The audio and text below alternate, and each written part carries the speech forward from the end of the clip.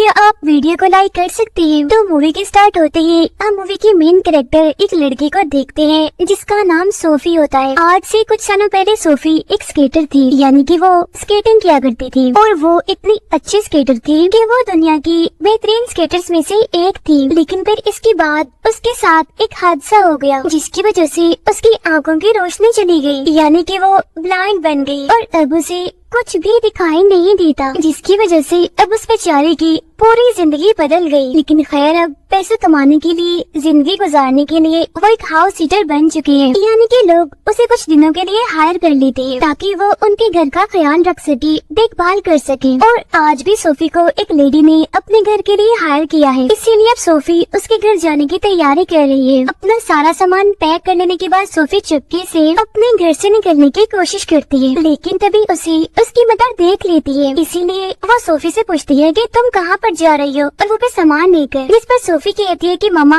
असल में मैं अपने काम पर जा रही हूँ। इसके बाद सोफी की मॉम उसे ये भी पूछती है कि तुम्हारी अकाउंट में $4200 किसने भेजे हैं। जिस पर सोफी अपने मॉम को बताती है कि असल में मैंने अपना एक फैन पेज बनाया हुआ है जहाँ पर लोग मेरे काम से इम्प्रेस होकर मुझे एक्स्ट्रा मनी दे देते हैं। लेकिन ऐसा कुछ नहीं था और सोफी झूठ बोल रही थी। असल में सोफी जिसके घर पर भी जाती थी वो वहाँ से वाइन की 2-3 बॉटल्स को चुरा कर ऑनलाइन बेच देती है। फिर कुछ टाइम के बाद वो एक गाड़ी के जरिए उस लेडी के घर तक पहुँच जाती है, जहाँ वो लेडी उसे बताती है कि कल ही मेरी डिवोर्स हुई है, जिसकी वजह से कुछ दिनों के लिए मैं वेकेशंस पर जा रही हूँ ताकि मेरा ज़हन बहल सके और मैं थोड़ा रिलैक्स हो जाऊँ। यहाँ पर वो लेडी सोफी को अपनी बिल्ली का ख्याल रखने के लिए भी कहती है और कुछ देर के बाद ही वो वहाँ से चली जाती है। अब यहाँ पर हम देखते हैं कि इस लेडी का घर काफी बड़ा है जिसमें बहुत सारे सिक्योरिटी सिस्टम्स भी लगे हुए थे। इसके बाद सोफी अपने दोस्त को वीडियो कॉल करती है जहाँ वो सोफी को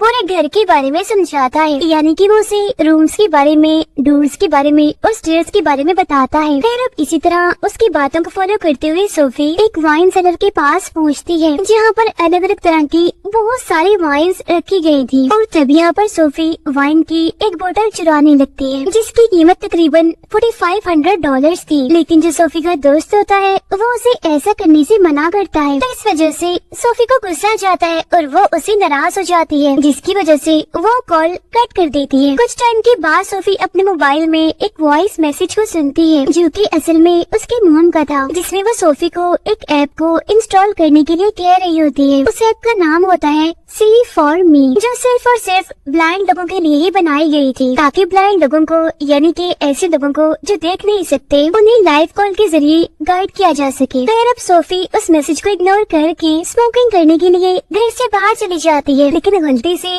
घर का डोर पीछे से लॉक्ड हो जाता है। हालांकि सोफी उसको खोलने की कोशिश भी करती है लेकिन वो उसे नहीं खोलता, जिसकी वजह से सोफी काफी घबरा जाती है। इसीलिए अब वो अपने दोस्त को कॉल करने की कोशिश करती है, लेकिन फिर वो उसे कॉल नहीं करती और रुक जाती है क्योंकि अभी कुछ टाइम पहले ही तो उसका अपने दोस्त के साथ झगड़ा हो गया। इसके बाद सोफी को अपनी मॉम की बताई हुई वो ऐप याद आती है, यानी कि सेव फॉर मी। इसीलिए सोफी उस ऐप को इंस्टॉल कर लेती है। ये सब कुछ सोफी अपने मोबाइल में वॉइस कमांड के जरिए ही कर रही थी। फिर ऐप को इंस्टॉल करने के बाद अब वो सर्वर से कनेक्ट हो जाती है जहाँ पर कॉल एक लड़की को लग जाती है। सोफी यहाँ पर उसे अपनी प्रॉब्लम बताती है और दरवाजा खोलने में उसकी मदद करने के लिए कहती है, लेकिन वो लड़की उसकी मदद तो नहीं करती बल्कि वो अजीब सा बिहेव कर रही होती है, जिसकी वजह से सोफी कॉल बंद कर देती है। इसके बाद सोफी दोबारा से कॉल मिलाती है और अब की बार कॉल लगती है एक लड़की को जिसका नाम कैली होता है। तब यहाँ पर कैली वीडियो कॉल के जरिए सोफी की मदद करती है और वो उसे घर के बैक डोर से घर के अंदर जाने के लिए कहती है, लेकिन बर्फ जमने की वजह से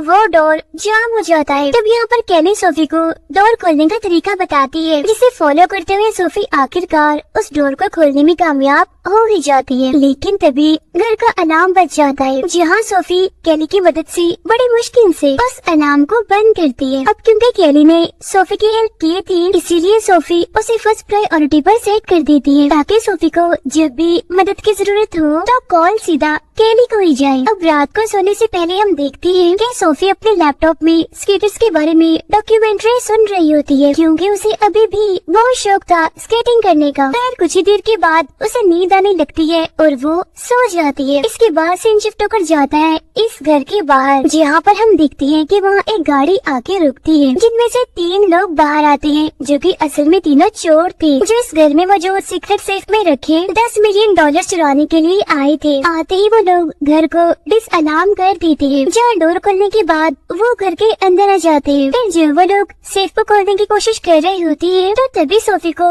उनकी आवाजें सुनाई देने लगती है, जिसकी वजह से उसकी आँख खुल जाती है। जब सोफी जल्दी से उठती है और चेक करने के लिए जाती है, तब उसे लगने लगता है कि शायद ये आवाज उस बिल्ली की होगी जो कि खेल रही होगी, इसीलिए वो उसके गले में बंधी पट्टे का अलार्म बजा देती है। जब अलार्म बजते ही एक चोर फौरन ही समझ जाता है कि जरूर घर में कोई न कोई मौजूद है। इसी वजह से टॉर्च लाइट की हेल्प से वो घर के हॉल में चेक करने के लिए जाता है कि आखिर वहाँ पर कौन है, जहाँ वो उस बिल्ली को यहाँ पर बैठा हुआ देखता है। इसके बाद वो वापस अपने चोर साथी के पास आकर उसे कहता है कि मुझे पूरा यकीन है कि इस घर में जरूर कोई न कोई तो है, तो इसीलिए मैं चेक करके आता हूँ, तब तक तुम सेफ को खोलने की कोशिश करो। इसके बाद जैसे वो चोर चेक करने के लिए जा रहा होता है, तो तभी सोफी का हाथ एक बोतल पर लग जाता है, जो कि नीचे गिरकर टूट जाती है, और साथ साथ सोफी का मोबाइल भी नीचे गिर जाता है। आवाज को फॉलो करते हुए वो चोर उसी तरफ बढ़ता है, लेकिन सोफी जल्दी से अपना मोबाइल उठाकर दूसरे रूम में चली जाती है, और अब वो हेल्प के लिए फौरन ही पुलिस को कॉल कर देती है, जहाँ ऑपरेटर उसे कहती है कुछ देर तक पुलिस वहाँ पर पहुँच जाएगी, यानी कि आपके घर पहुँच जाएगी। इसके बाद सोफी कॉल करती है केली को, और वो उसे सब कुछ बताती है। इस पर केली कहती है कि ठीक है, लेकिन अब तुम आहिस्ता आहिस्ता करके आगे बढ़ो। तब उसकी बात मानकर सोफी वीडियो कैमरा ऑन करके उसके कहे के मुताबिक आगे बढ़ती है, जहाँ पर केली सोफी को बताती है कि तुम्हारे बिल्कुल सामने एक आदमी है, जो कि असल में एक सेफ को खोलने की कोशिश कर रहा है। फिर अब कुछ देर के बाद वो दूसरा चोर भी वहाँ पर वापस आ जाता है, जहाँ वो कॉल करके अपने बॉस को बताता है कि मुझे पूरा यकीन है कि घर में जरूर कोई न कोई तो है। इसी वजह से एक बार फिर वो घर को चेक करने के लिए जाता है, जहाँ सोफी छुपते छुपते वहाँ से भागने की कोशिश कर रही होती है, लेकिन तभी अचानक से उसके सामने वो चोर आ जाता है, जो सोफी को पकड़ लेता है, जहाँ बाद में वो सोफी का मोबाइल लेकर केली की कॉल को डिस्कनेक्ट कर देता है। फिर जैसे वो लोग सोफी को मारने वाले होते हैं, तो सोफी उनसे कहती है कि देखिए प्लीज मुझे मारने से पहले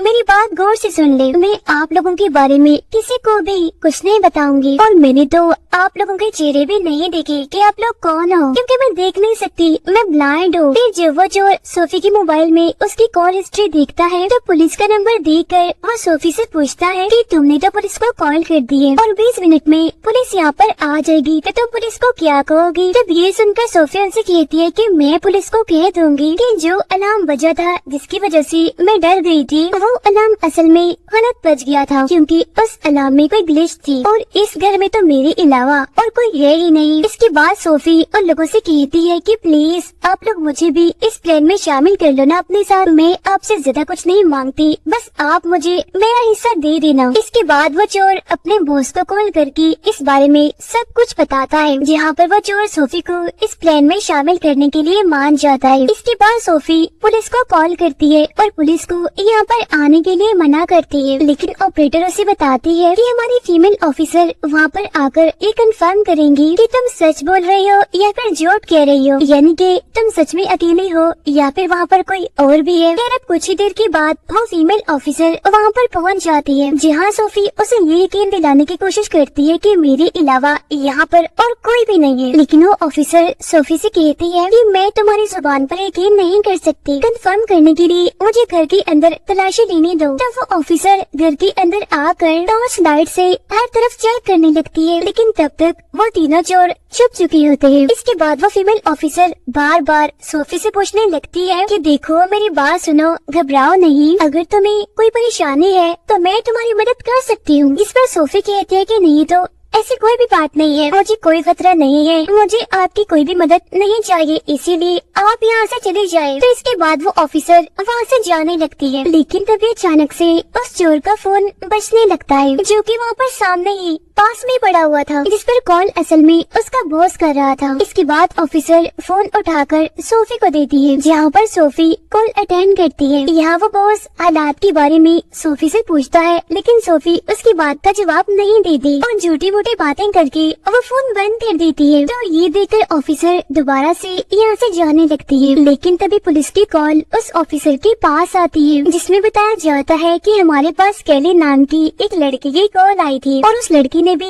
हमें सेम लोकेशन इस घर की बताई है और उसने कहा है कि इस घर में कुछ लोग घुस आए हैं। तब ये सुनकर ऑफिसर फिर से घर के अंदर आ जाती है चेक करने के लिए, जहाँ वो चोर अचानक से उसके सामने आकर सरेंडर कर देता है और कहता है कि यहाँ पर मैं घुसा हूँ, यहाँ पर बस मैं ही हूँ, इसीलिए मैं खुद को आपके हवाले करता हूँ और आप मुझे अपने साथ ले जा सकती हो। लेकिन उस ऑफिसर को उसकी बातों पर यकीन नहीं आता, इसीलिए वो फौरन ही पुलिस स्टेशन कॉल करके बैकअप भेजने के लिए कहती है। और तब इतनी ही देर में दूसरा चोर भी यहाँ पर पहुँच जाता है, जो वहाँ पर आती ऑफिसर को धक्का दे देता है, लेकिन ऑफिसर उस चोर पे गोली चला देती है और वो गोली उसे छूकर गुजर जाती है। इसके बाद वो चोर ऑफिसर की गले में एक तार डालकर जोर से उसका गला दबा देता है, जिसकी वजह से उस ऑफिसर की वहीं पर ही मौत हो जाती है। अब इसी दौरान सोफी ऑफिसर की गन को उठाकर फौरन ही वहाँ से बाहर भाग जाती है, जहाँ वो इसके बाद दोबारा से C4Me ऐप के जरिए कैनी को कॉल करती है, जहाँ पर कैनी उसकी मदद करती है और उसे रास्ता समझाती है, जहाँ आगे जाकर सोफी एक रूम में छुपकर बैठ जाती है। लेकिन कुछ देर में एक चोर उसे ढूंढते हुए यहाँ पर पहुँच जाता है और वो फौरन ही सोफी को सरेंडर करने के लिए कहता है, लेकिन कैनी सोफी को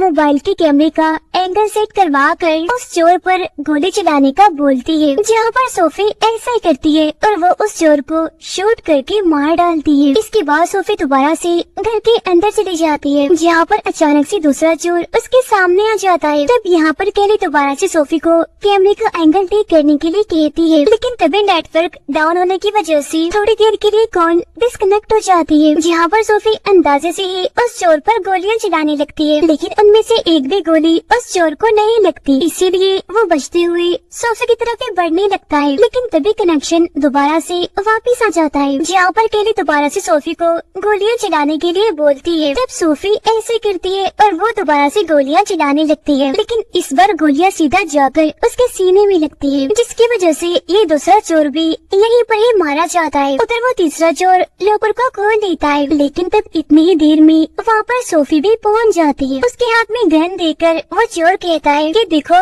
रुको, न तुम मुझे जानती हो और न मैं तुम्हें जानता हूँ, तो इस लिहाज से हमारी कोई भी दुश्मनी नहीं है, मैं तो बस अपने हिस्से के पैसे उठाऊंगा और यहाँ से चला जाऊंगा। इसके बाद वो चोर अपने पैसे उठाकर वहाँ से जाने लगता है, लेकिन सोफी दोबारा से उस पर गन पॉइंट कर देती है। तब यहाँ पर कैली सोफी से कहती है कि जल्दी करो, उस पर गोली चलाओ, वो बिल्कुल निशाने पर है। लेकिन तभी सोफी का मोबाइल बैटरी लो होने की वजह से बंद हो जाता है, जिसकी वजह से कैली की कॉल डिस्कनेक्ट हो जाती है। लेकिन तभी वो चोर अपने दोस्त की गन को लेकर सोफी को शूट करने की कोशिश करने लगता है, लेकिन उससे पहले सोफी अंदाजे से उसे शूट करके उसे जान से मार डालती है। फिर कुछ ही देर के बाद चोरों का लीडर यहाँ पर पहुँच जाता है, जहाँ पर आकर वो देखता है कि उसके तीनों साथी तो मर चुके हैं। अब क्योंकि वो सोफी के बारे में जानता था, इसी वजह से वो उसे ढूंढने लगता है, लेकिन तब तक सोफी छुप चुकी होती है। इसके बाद सोफी उसका ध्यान भटकाने के लिए घर की सारी लाइट्स को ऑफ कर देती है। ऐसा करते ही सोफी वहाँ से भागने लगती है, जहाँ वो लीडर अंधेरे में ही उस पे गोलियां चलाने लगता है, जहाँ उनमें से एक गोली सोफी को लग भी जाती है। इसके बाद सोफी के हाथ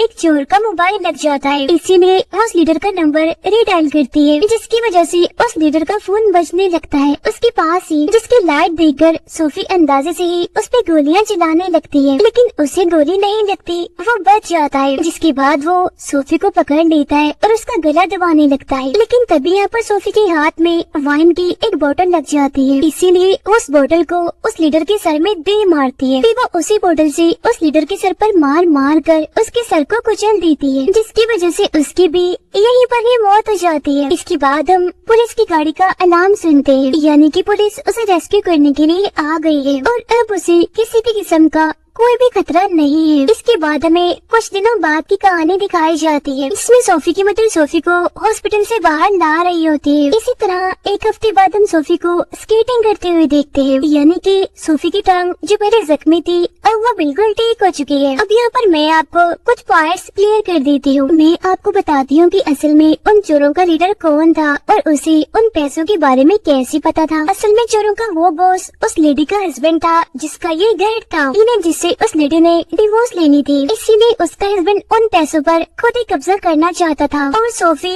ब्लाइंड होने के बावजूद भी स्केटिंग इसी वजह से कर पा रही थी क्योंकि उसने स्केटिंग की काफी अच्छी ट्रेनिंग ली थी। क्योंकि जैसे कि मैंने आपको बताया था कि वो बेहतरीन स्केटर्स में से एक थी, इसी वजह से तो ये सब कुछ उसके लिए आसान था। इसी के साथ ही ये मूवी यहीं पर एंड हो जाती है। Thank you for watching.